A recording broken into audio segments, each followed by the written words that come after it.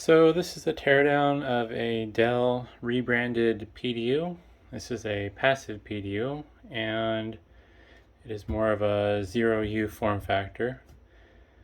And this is Dell part number 3T767, and it's APC part number AP6030.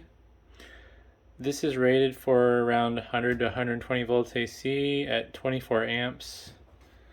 And the plug end that it comes with, sorry, it's hard to read. There it is. It's an L530P. I don't think that's going to show up on camera. Barely. And kind of want to look inside this.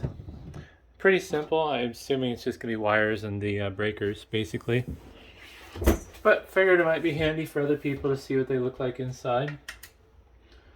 One of the downfalls of this particular PDU, at least in my opinion, is the fact that it's such a high amp rating for the voltage that it's running at. If it was 24 amps at 240 volts, I wouldn't be so bothered by it, but you basically would have to plug this into a 30 amp 120 volt circuit, which isn't particularly common from my experience.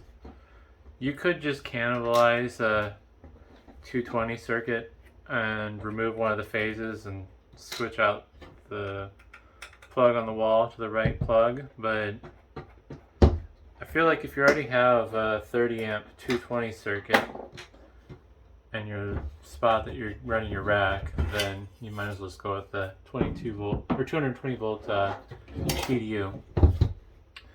So I've taken off the mounting bracket that these have for I forget where these mount. It should be along the back of the rack. That's where they're intended to mount, I believe. Based on the width, I would be inclined to think that you could also rack mount this if you wanted to, even though it looked a little weird. I'm gonna go grab a tape measure real quick. Alright, I got a tape measure. I measured the switch I have, which is rack mountable, and it's basically 17 3/8. Looks like it's a little short. Granted, a person could make some rack ears for this with some sheet metal. Not the traditional way to mount it, of course, but gotta do what you gotta do. I'll flip this back over, and this is going to be the cover plate to get to the insides. These screws are going to be extra tight because nobody's ever supposed to service these. And for, I guess, liability and safety reasons, I wouldn't recommend modifying one of these.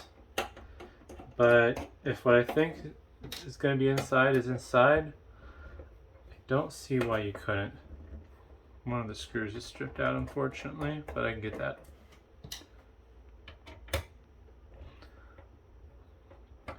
Although one of the problems you'll run into is potentially the breakers.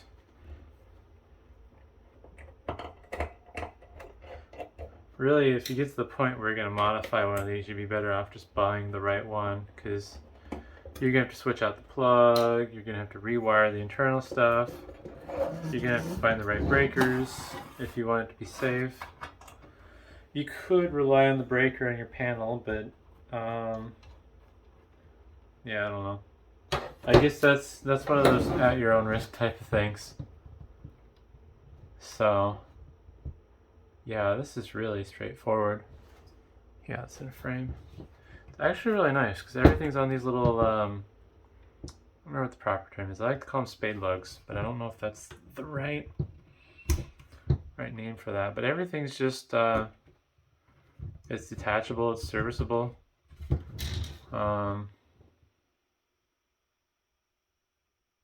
Yeah. It definitely wouldn't be safe to convert this into split phase 240, because right now with how the breakers are wired, they're only switching off a single phase of the hot. So yeah, there'd be it just wouldn't be worth changing, because you'd have to replace these breakers with split phase to support split phase 240 that would have 2 hots going in and out. If the breakers were side by side, you could tie the 2 levers together with a metal rod, but I'm not a big fan of that. I've seen people do that in panels, but yeah, it's really nice construction on the inside though.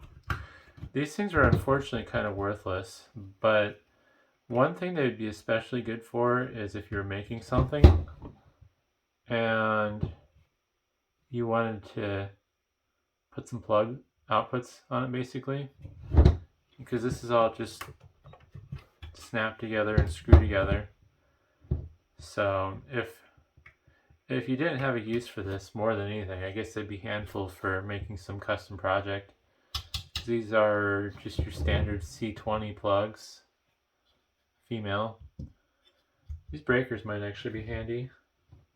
They are rated for up to 250 volts at 20 amps, but wouldn't be good for split phase 240. So yeah, otherwise really nice construction actually. I'm really impressed, because I didn't figure that these would all be detachable. My assumption was that they were just soldered on and everything was permanently installed, but yeah, I'm kind of wondering why they went this route.